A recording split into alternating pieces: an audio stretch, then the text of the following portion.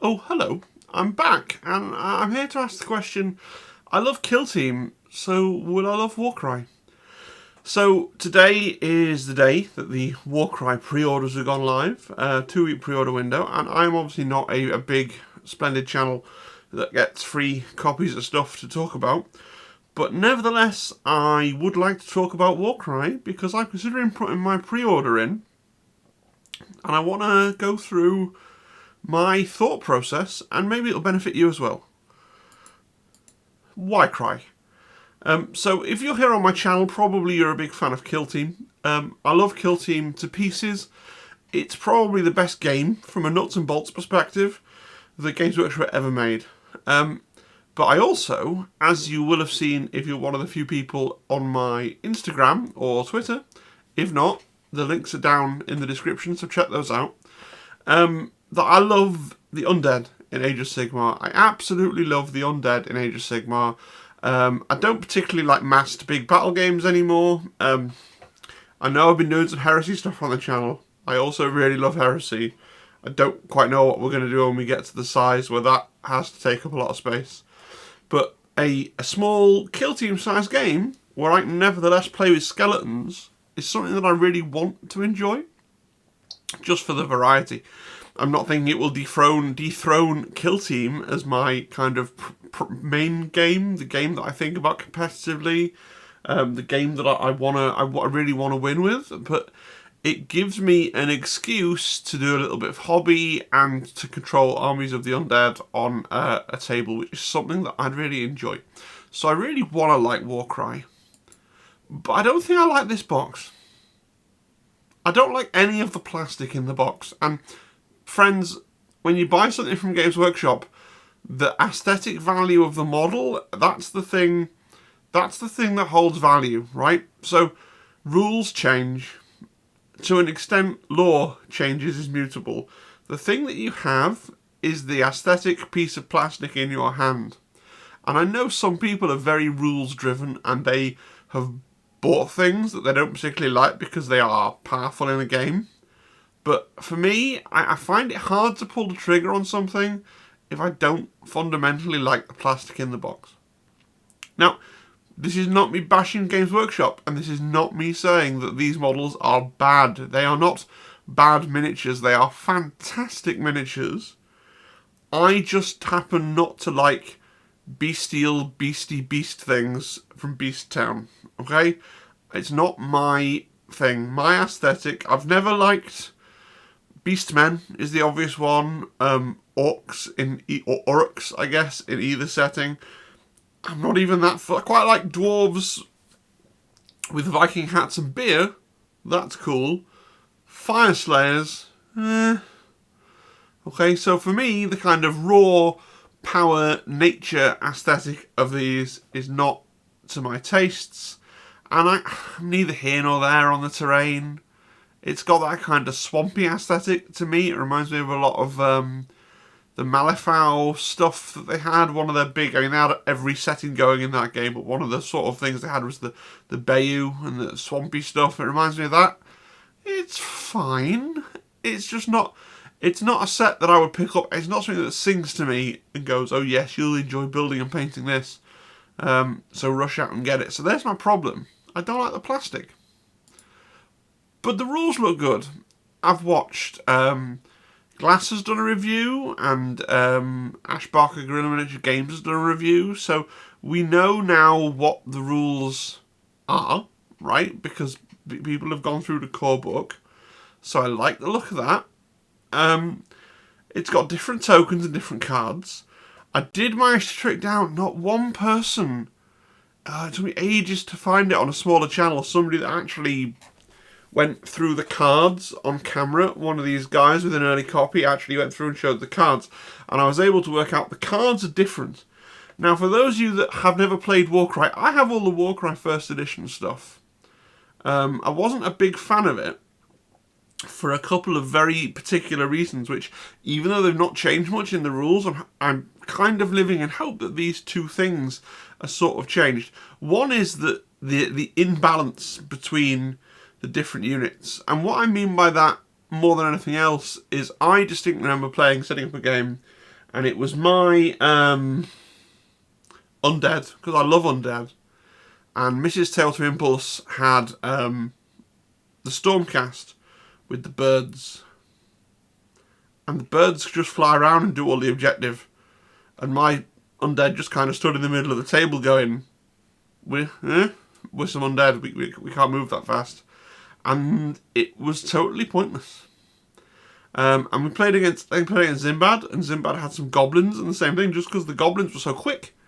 So I'm hoping they've done something, either with the scenarios or with the faction rebalancing, that issue of if you just have a slow team versus a fast team, you kind of lose because of the objective play.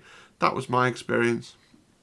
Certainly, they've changed the missions. I've not really seen a deep dive on how they've changed, but through squinting, I've seen that the cards have changed. So for generating your missions, you would, using the proper, the traditional method for Warcry, you've got a terrain card that shows you how to lay out your terrain, and then you've got your mission card that shows you what your mission is and how you're going to be coming onto the board, and then you've got like a victory condition card that tells you how you're going to win, and then you've got a twist card for some random fun that can happen during the game.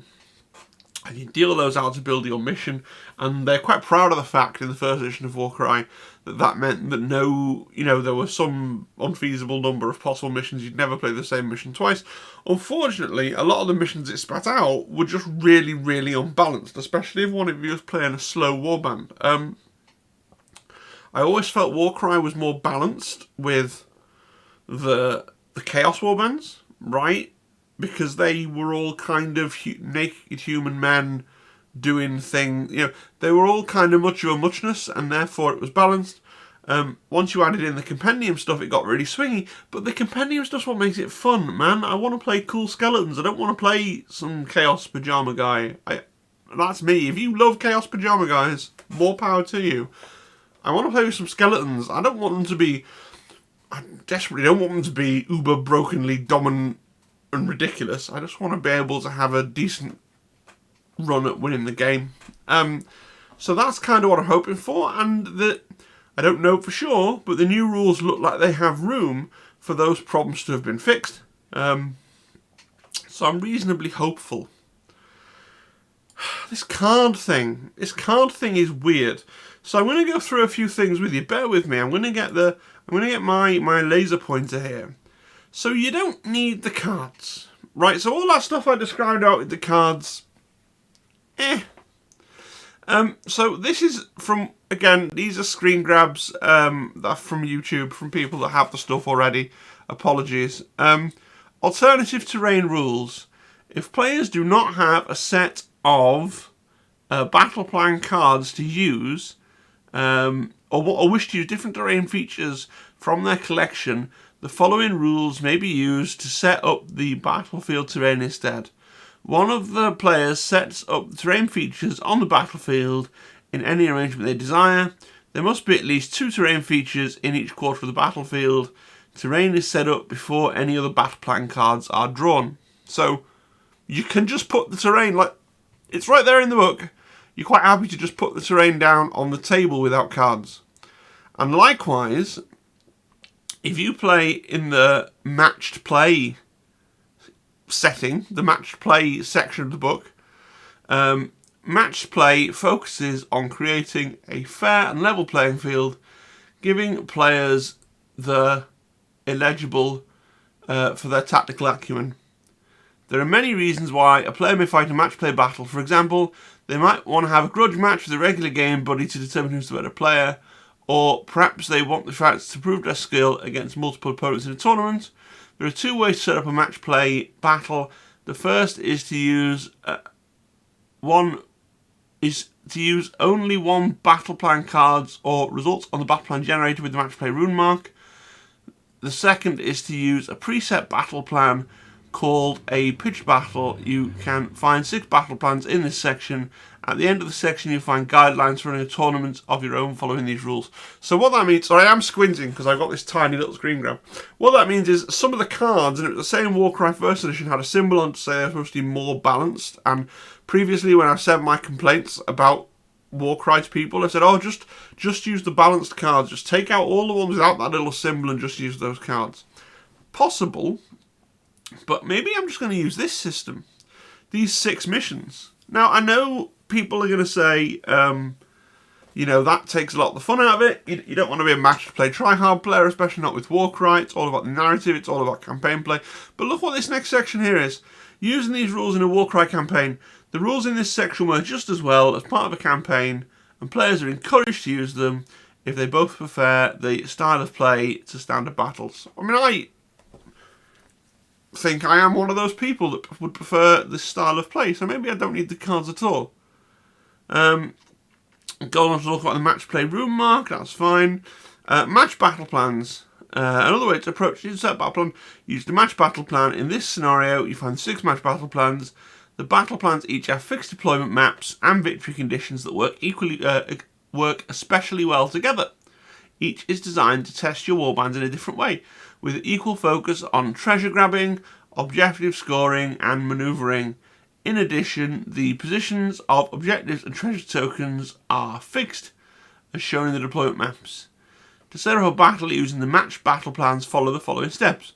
Draw a terrain card with the match play room mark as normal, or use the alternative terrain rules on page 61, which are these. So you can just put your terrain down on the table, roll on the thing, roll on this table to get, roll your d6, mission 1 to 6, pick your mission, and there is no twist, which is a change from the first edition of the game. These match play rules existed in the first edition of the game, but we never really tried them because it felt like if you weren't using all the cards and doing it properly, you were missing out on Warcry fun. But then the cards and the compendium rules, between those two things, it led to a really unbalanced experience. I'm not someone that hates narrative play. I realise this video is making me sound like a tournament tryhard. I just want a game which actually there is a game where you can't.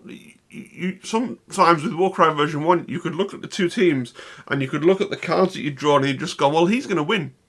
Because his team is it requires to get from here to here to here to here. He's fast. He's Skaven, or he's got birds, or he's got squig hoppers, or whatever it is. So I think I could get a lot of fun out of playing it this way. And what is really interesting is that they're doing Warhammer World are doing a tournament for Warcry, match play event for Warcry on 27th of November. Now, this is not me committing to being at this event, okay, because I haven't read the rulebook yet, and I haven't read the compendium yet, and I'm expecting a baby at the end of September, so I don't know, but it's possible. It's a possibility. Kind of salty that, weren't we expecting a kill team tournament around the 27th of November? And they've announced the next slew of events, and has Warcry ninja'd the kill team event slot? Let me know in the comments if people have some inside information that Nottingham-based folks are we not getting another kill team event this year? Is that what's happened? Because I can't see them doing one in December. Warcry match play, 1,000 points. Select a single warband. Battle plans will be randomly determined from the 6 match play battle plans. So they're using these rules for their tournament, these 6 battle plans. And then I assume the terrain will be set up by the organisers. Right? Just like it is for a kill team event. That might be quite fun. Again, I'm not going because I'm a tryhard. I know it is a tournament, and tryhards go to tournaments. I get that. But it might just be a fun thing to do, to play some games with some people that you don't normally play games with. Right? The other thing that will be interest to the kill teamers that are watching this, which I guess is most of you, they're going to get 4 games in at Warhammer World when they're playing Warcry, right? Interestingly though, in the first ever kill team event, the launch event, they tried to do 4. So maybe they're going to try and do 4 for Warcry and then see what their feedback says about how well that went. I don't know. So maybe I don't need the cards. Terrain. So I have a lot of Warcry terrain already. I have the core set of Warcry terrain, and I have the Storm Vault. The Mrs. Telltimbles wanted that, and I have the Corpse Rat Mausoleum. In fact, I think I got 2 sets of Corpse Rat Mausoleums because, as discussed, I fucking love a skeleton. Just a classic. Don't Games Workshop it up. Don't Warhammer it up. You can keep your Ossiarch, Bone Reapers, thank you. But your standard funny little skeleton fella with a round shield, and it's just something classically excellent about a skeleton. I'm really, they're cool. And a vampire and all that stuff, you know. A few bats. Yeah, that's cool. So I got this stuff, and presumably I can play plenty of really good, especially this. This is a great set. I never built it. I never painted it. I never got that far. I've got it grey in the box, right? People really love this, and it's really sought after on the internet, apparently. And I'm not selling mine. People apparently pay silly money for it. But I've got this. Looks really thematic. Mrs. T, I wanted this one.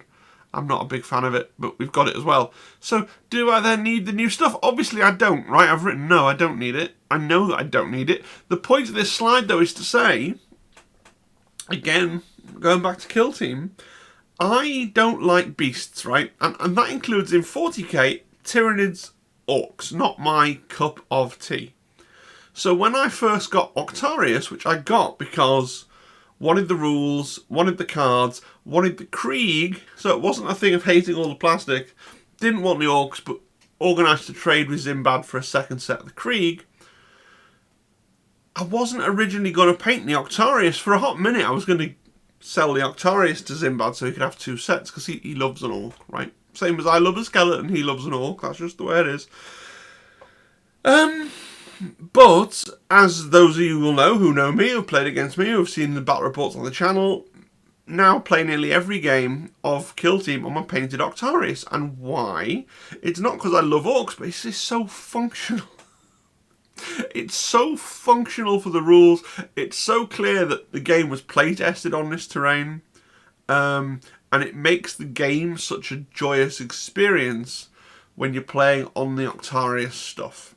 And it gives you that legibility of discourse. Everybody knows Octarius. Everybody plays on Octarius. So you can kind of talk about, oh, you know, the corner ruins and the oil rig, and everyone knows what you're talking about. So for that reason, I am tempted to pick up the box to get the terrain. I don't hate the terrain. I'm kind of, yeah, it's got skeleton-y, bony bits in, but it's also got weirdly meat trees in. I'm not like, oh, no, I hate it, but it's an expensive box if you don't like either of the two sets of miniatures, right? And yeah, you can then flip them on eBay and keep the terrain and the rules. That's a possibility. But then will there be a big cohort of folks that want to keep playing on this stuff? Will this be just because this isn't like Kill Team? I know in a way it is, because Kill Team 21 that we all love is a second edition after Kill Team 80. Technically it's like a fourth edition. I did the video on that. Historic Kill Team is weird, but it feels a lot like a second edition. And people play Octarius, they don't go, oh no, I'm going to play my Chalnath adjacent terrain from my first edition starter set. And people similarly, when that first came out, they loved that terrain. So maybe I want the terrain for that reason. I don't know. If you've got a thought, let me know, right, on this stuff. So we come to the end of the video. When I'd written the slides, I think I've just talked myself into picking up the core book. But you can see when I'm going backwards and forwards on, will I regret not picking up this terrain? I don't know. I don't like the teams. I'd be either... So it's choosing between picking up the core book from eBay, and now they are on eBay at the moment. The cheapest one's about 30 quid. I'd like it to get down to about 25, because once the single core book comes out, and it eventually will, if it's the same price as the Kill Team one, it'll be about £27 on Element Games, right, with the discount. So I don't want to pay more than about 27 for a core book from a box splitter on eBay. I'd sooner wait if I'm not going to get a saving. I mean, that makes sense, right? Also, there's the compendium coming out. We know there's a compendium coming out. We know that YouTubers have the compendium, but aren't allowed to talk about it. But that didn't stop Tabletop Minions from saying, I have a compendium. I'm not allowed to talk about it yet.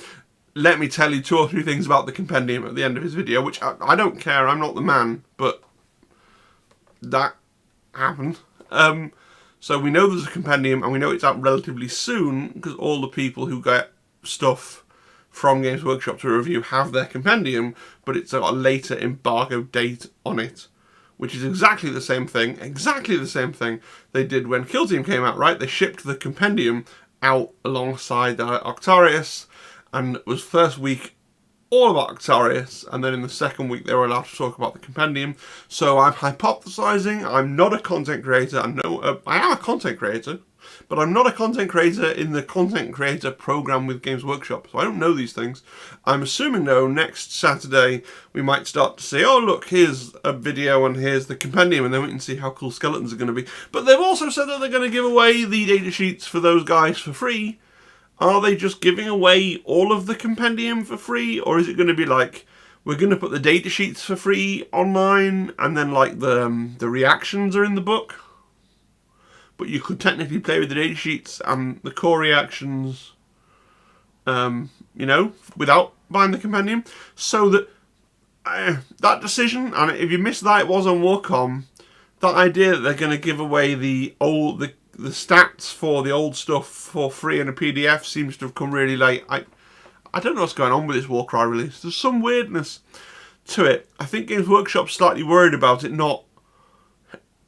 There is some weirdness here. If you look at the marketing, it's Anyway, I am back from my holiday, so that's why I've been quiet. It was the first week at the school, the academic holidays here in the UK. I went back up north, saw all my friends up north, saw my parents, my in-laws, all that sort of thing.